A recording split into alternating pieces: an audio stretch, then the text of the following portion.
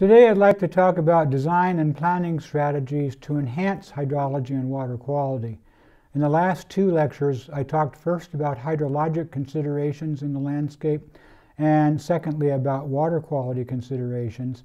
At this point, I'd like to talk about what is it that we can do as regional landscape planners to try to mitigate the hydrologic and water quality conditions that I talked about, such that we can begin to talk about reducing the generation of contaminant sources in upland source areas and reducing the transport of those contaminants from upland source areas to bottomland sinks. How do we go about reducing the generation and movement of contaminants, and how do we go about mitigating the deposition of those contaminants into bottomland sink areas? As land use becomes more intense, we must consider three issues. And by becoming more intense, what I'm suggesting is that, for example, when forested land becomes urbanized, it is used in a more intense manner. When agricultural land becomes urbanized, it is used in a more intense manner. When forest land is converted to agricultural land, it is used in a more intense manner. So as land use becomes more intense, we must consider three issues in terms of their impact on generation and movement of water quality contaminants. First of all is their influence on increasing the volume of surface runoff, how much additional water is going to come off of the land in the form of surface runoff as a result of the decision to make land use more intense. What is the effect on the rate of surface runoff? So the second parameter then, in addition to thinking about increasing volume, is thinking about how does it affect rate of surface runoff. And then finally, we want to talk about how does change in land use intensity affect the surface runoff quality. Generally speaking, as things become more intense, the surface runoff increases in volume and rate, and it decreases in quality. So we can talk about different land use intensity conditions, and on the left-hand side we see a land use intensity that is essentially forested next to a pasture.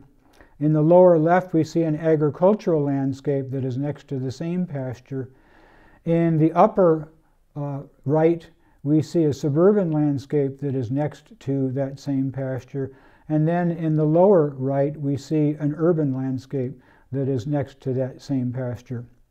So we can see that in the lowest land use intensity, that is the forest condition, we have the lowest volume and rate of runoff, and we have the highest amount of infiltration. So not only are we reducing volume and rate of runoff, we're also increasing infiltration, thereby promoting higher water quality. At the other end of the continuum, when we move down to the lower right-hand image, we have a very highly urbanized landscape where we might have a runoff coefficient of 0.9 or higher, meaning that over 90% of the precipitation that lands on the urban landscape is going to be available to run off across the surface.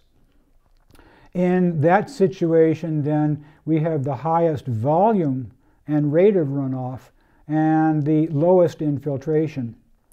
So generally speaking, what we're trying to do as the process of land use is promoting more and more developed, intense uses, we're trying to create conditions that are hydrologically similar to what we had when we first started.